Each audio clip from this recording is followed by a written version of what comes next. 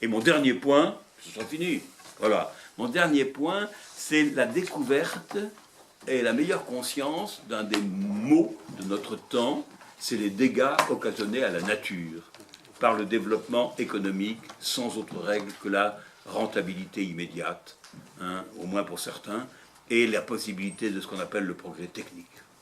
Alors on peut faire tous les progrès qu'on veut, on peut faire des OGM, on peut déforester. Voilà. La crise écologique, elle est venue nous rappeler ça. Quel monde allons-nous laisser aux générations à venir? Est-ce qu'on ne pille pas les réserves comme si elles étaient sans fin, hein? Ça, c'est un sacré... Alors, on ne s'en rendait pas compte, hein? Très peu compte. Alors, il y a une sensibilité qui naît, qui se développe, parfois peut-être un peu trop dramatique, on en parlera peut-être un peu, hein? Et peut-être l'écologie peut devenir la règle totale de tout, mais... Alors, il y a là, effectivement, quelque chose de très grave. Il y a un déséquilibre, et aujourd'hui, et demain, et entre pays, et entre continents. C'est vrai, c'est vrai.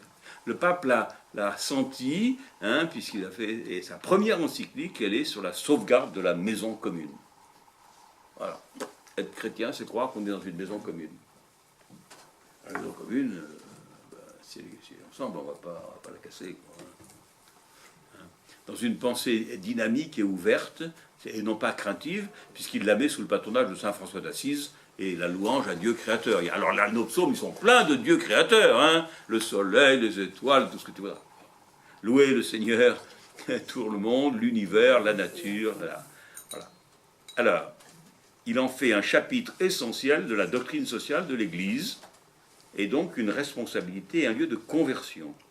Et on fait faire du péché, hein, en détruisant ce qui va manquer aux autres.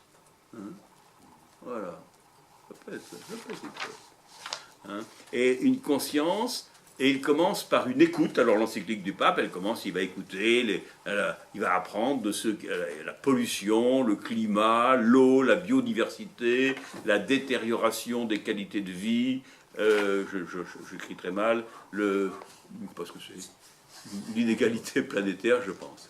Avec un très grand sérieux, tout ça, ça fait partie de la responsabilité chrétienne. Alors nous, par rapport à ce que nous vivons en cette année d'ostension et de miséricorde, hein, qu'est-ce que ça a à voir avec ça? Je souligne, comme tout un petit point, les pauvres mangeront et seront rassasiés. Voilà. Loué sois-tu Seigneur, tu es si grand, tu as pour manteau la lumière et la lune sous les pieds. Bon. Tu as tout créé avec sagesse, et puis ce qu'on appelle la sobriété heureuse. Là, c'est quatre petits points. La création. Eh ben, on va se réjouir de la beauté de la création, de l'immensité de la nature. On va se ressourcer dans la nature. C'est très bien de faire des processions. Hein. On va prendre la beauté. J'aime que les ostensions soient des moments de procession, champêtres, joyeuses. Voilà, ce n'est pas rien que ce soit des régions comme les nôtres qui gardent cela, et ça fait beaucoup de bien aux gens des villes. Hein. Voilà, c'est une confiance, voilà, c'est quelque chose. La création est belle quand même. Et quand même, quand j'avais longtemps que je n'étais pas venu à Émoutier.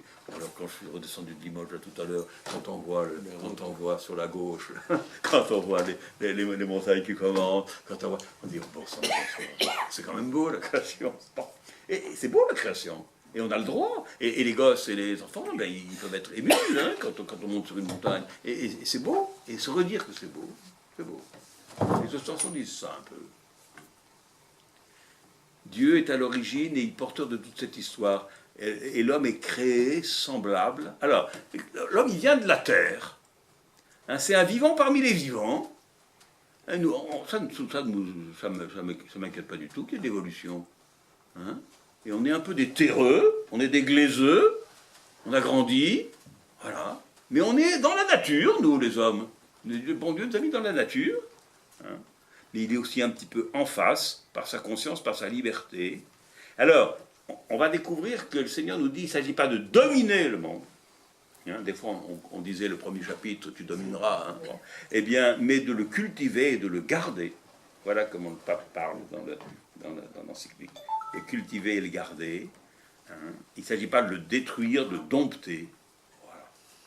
Et il nous est demandé de respecter la sagesse de Dieu et de ne pas être l'esclave du progrès technique, car l'homme se dégradera lui-même.